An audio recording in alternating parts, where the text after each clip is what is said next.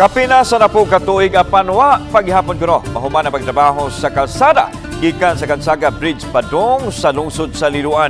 Ang Hunta Provincial mipasar og resolusyon kabahin nini. Adunay live report si Nico Serino. Nick.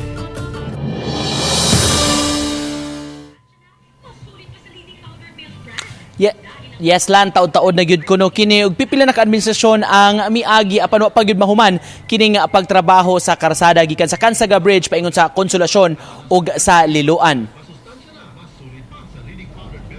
Gikan sa Kansaga Bay Bridge ang kalsada nga nagsubay sa barangay Tayud, Konsolasyon paingon sa Tayud sa lungsod sa Liloan ang usa sa importanteng agianan sa mga motorista. Labi na kung naglikay sa highway, kinira ang alternatibo nga ruta paingon og pabalik sa norte. Apan mabantayan, may pipila ka parte pagyud sa kalsada nga wa pa nahuman. May dakong bahin na hinuon nga napalapda na ngadto sa 4 lanes tanan. Apan masinati ang bottleneck sa mga dan nga wala pa matiwas kay wala pa mapalapdi. Matod ni 6th District Board Member Glenn Soco, 2010 pa kini nga proyekto.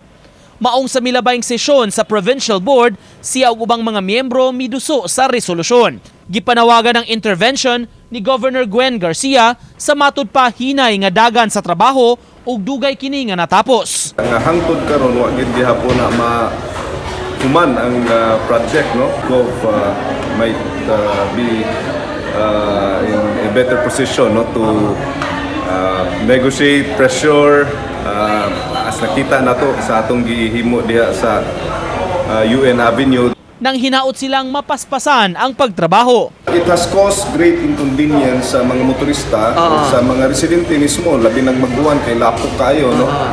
And ang uban mingon nga problema sa kontraktor, kontraktor mingon sad nga problema sa mga tagiya sa yuta. Unya ang mga ugman ang mga tagiya sa yuta mingon sad nga ang DPWH wa pa sila kabayad. Gisuwayan namo pagkuha sa habig sa DPWH.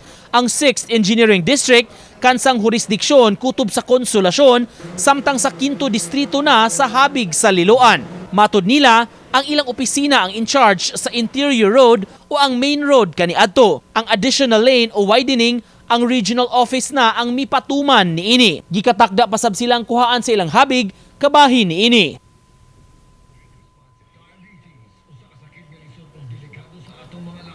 Sa pagsusi nato kaganihalan doon na biya gid yung mga nagtrabaho ginagmay kining mga nahabilin nga mga projects dito sa maong dapitlan apan mabantayan nga doon na pagyud gihapoy mga lugar nga wa pagyud hingpit nga na widen ug pabilin nga nagbarog ang mga istruktura labi ng mga panimay katong wa pagyud napalapdan ug wa pa ma-expropriate bali ang yuta. Lan? Okay, daghang salamat Nico Serino.